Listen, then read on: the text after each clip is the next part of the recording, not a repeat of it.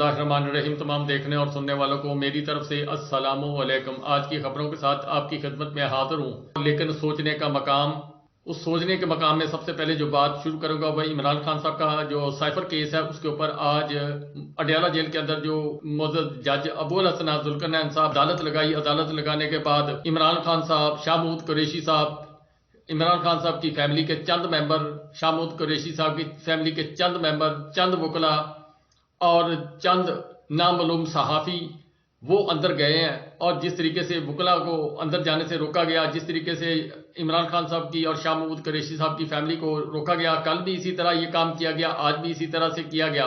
और दूसरा जो आज की नई डेवलपमेंट हुई है, पहले इमरान खान साहब को वो पिंजरा नुमा कमरे के अंदर रखा जाता था, आज उसकी जगह पर शीशा लगा दिया गया है। यानी एक तरफ सहाफ़ी जो नामालूम सहाफ़ी हैं वो बैठे हुए थे, और उसके अलावा दूसरी तरफ जो है इमरान खान साहब और शाह महमूद कुरैशी साहब और मोअज़्ज़ज़ अदलिया का जो दफ्तर था वो लगा हुआ था, जहां पर वकला और इमरान खान साहब ने इस बात पर तहफ़्फ़ुज़ात जज साहब के सामने रखे कि ये फेयर ट्रायल जो है वो नहीं हो रहा। जो मोअज़्ज़ज़ हाई कोर्ट इस्लामाबाद जो है उनके 2 रुकनी बेंच ने जो अहकामात जारी किए थे उसके मुताबिक ये मामला तय नहीं हो रहे। इमरान खान साहब, शाह महमूद कुरैशी साहब और उनकी लीगल टीम जो है उन्होंने अपने जो एतराज़ात पेश किए। फिर जो आज फर्द जुर्म जो आयद करने का प्रोग्राम था वो कैंसिल हुआ और उसके अंदर रुकावट हायल हुई। सहाफ़ियों के मतलब इमरान खान साहब ने शदीद तहफ़्फ़ुज़ात का इजहार किया और उन्होंने कहा ये फेयर ट्रायल नहीं हो रहा। इसके ऊपर फिर शाह महमूद कुरैशी साहब ने भी अपने तहफ़्फ़ुज़ात का इजहार किया। बैरिस्टर सलमान गौहर साहब ने जब बाहर आके सहाफ़ियों से गुफ्तगू की तो सलमान सफदर साहब की जुबान से सुनते हैं। कोर्ट ने आज इस बात का सख्ती से नोटिस भी लिया कि जब मैंने हुक्म नहीं दिया और ना ही कोई ऐसा खुदा न खास्ता अदालत में नाखुशगवार वाकया हुआ, तो ऐसी क्या वजह हुई कि जज साहब के पीछे पुलिस लाकर आज खड़ी करनी, विदाउट एनी रीजन जज साहब के पीछे आके 15-20 पुलिस ऑफिशियल्स आकर खड़े हो गए। हमें नहीं समझ आई वो क्यों आके खड़े हुए।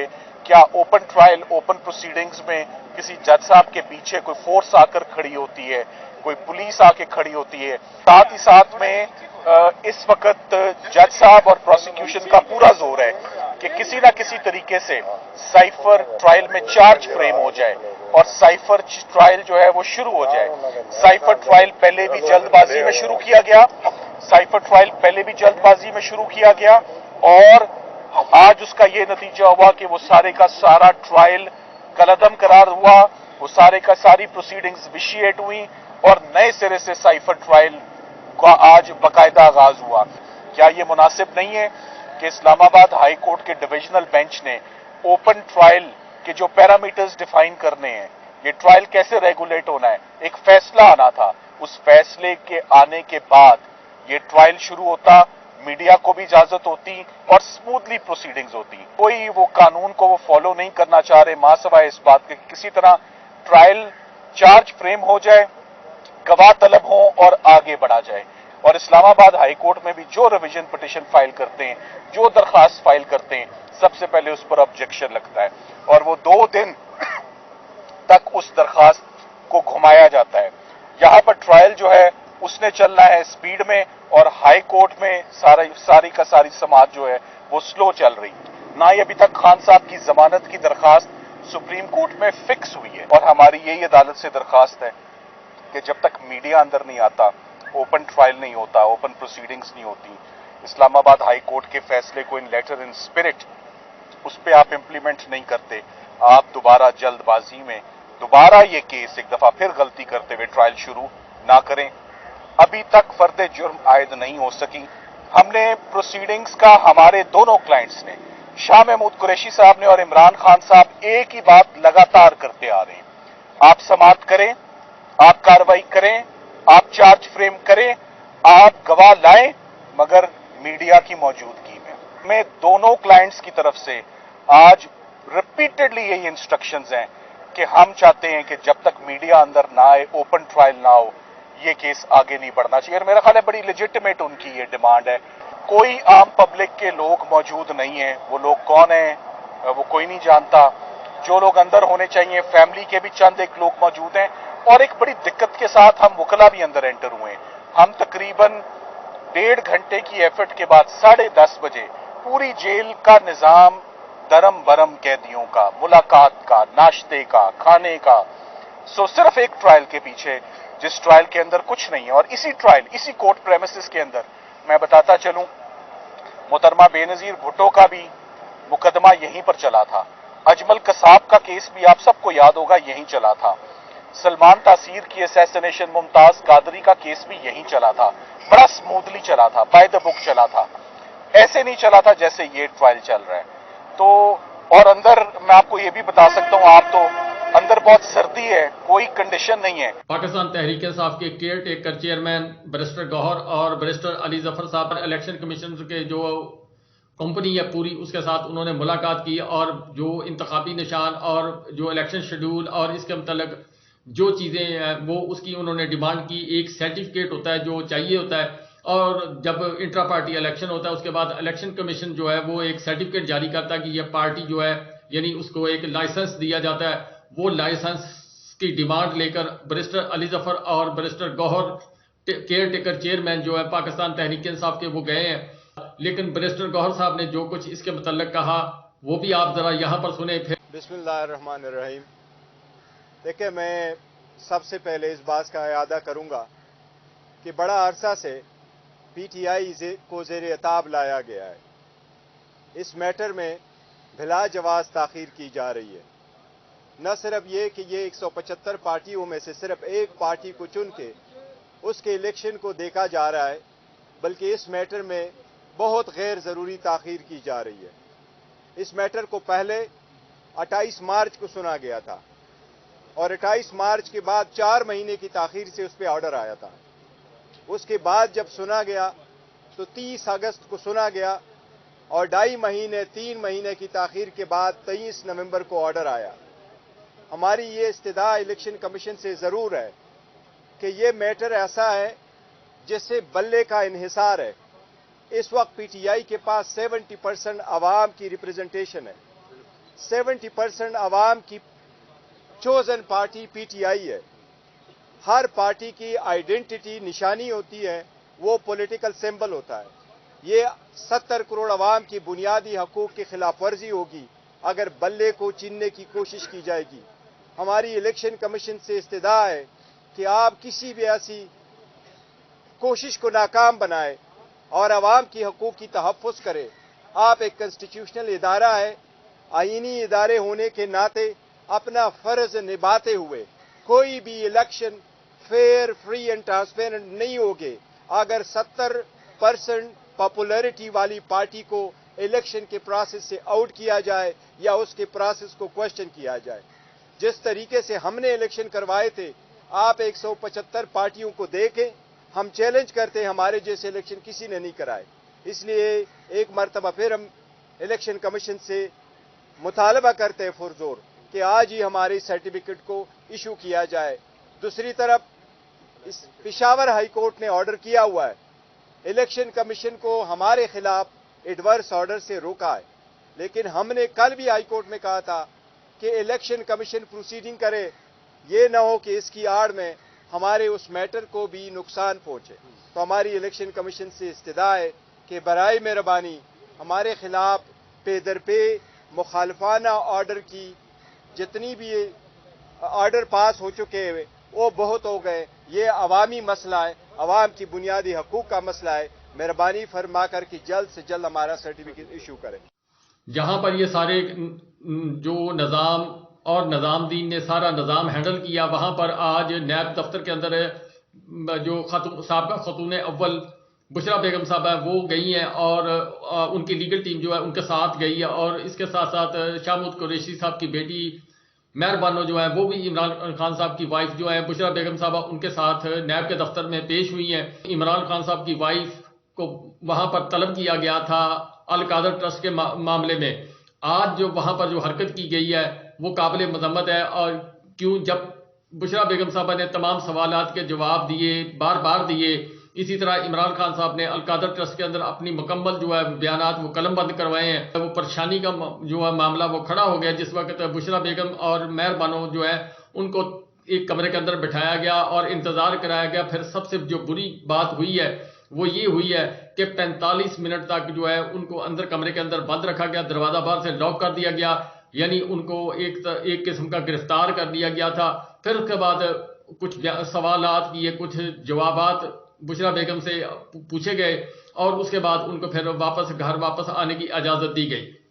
آج جس وقت عمران خان صاحب عدالتی کارروائی سے فارغ ہوئے, پھر کچھ دیر کے لیے, کچھ لمحات کے لیے عمران خان صاحب کو موقع ملا اپنے وکلا سے بات کرنے کا. آج بھی عمران خان صاحب نے اپنی قوم کے نام پر ایک پیغام جاری کیا اور انہوں نے کہا کہ 8 فروری کو پوری قوم کو ایک دفعہ پھر میرا آج میسج دیا جائے کہ اس وقت پاکستان جس دو راہے پر کھڑا ہے, اس دو راہے سے ایک راستے پر جانے کے لیے ہمیں ایک راستہ چننا پڑے گا, اور ایک راستہ جو ہے وہ تباہی کا راستہ, دوسرا راستہ جو ہے پاکستان کی ترقی اور پاکستان کی بہتری کے لیے, یعنی ایک راستہ غلامی کا, ایک راستہ آزادی کا ہے.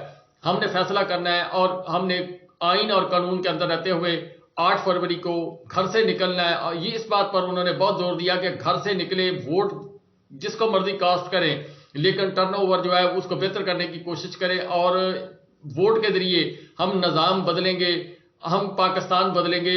آج پاکستان تحریک انصاف کی کور کمیٹی کا آسٹریلین ہائی کمشنر ان سے ملاقات ہوئی ہے. اس میں رؤوف حسن صاحب ہے, بابر اعوان صاحب ہے اور دیگر جو لوگ تھے کور کمیٹی کے, وہ گئے ہیں. اور آسٹریلین ہائی کمشنر کے ساتھ جو گفت و شنید کی ہے اس کے اندر انہوں نے جو پاکستان تحریک انصاف کے اوپر جبر تشدد ہو رہا ہے, جس طریقے سے پاکستان کا تحریک انصاف کا راستہ روکا جا رہا ہے, جس طرح الیکشن کو منور کرنے کی کوشش کی جا رہی ہے, یہ تمام تفصیلات جو ہیں وہ انہوں نے کچھ ویڈیوز اور کچھ دیگر چیزیں جو ہیں وائٹ پیپر کی صورت کے اندر آسٹریلین ہائی کمشنر جو ہے ان کو پیش کی ہیں, جہاں پاکستان تحریک انصاف کو توڑا جا رہا ہے, پاکستان تحریک انصاف کے لوگوں کو اٹھایا جا رہا ہے, جہاں پاکستان تحریک انصاف کے کارکن, ووٹر, سپورٹر, ان کے اوپر تشدد کیا جا رہا ہے اور اس میں جو ہے اب تیزی آتی جا رہی ہے.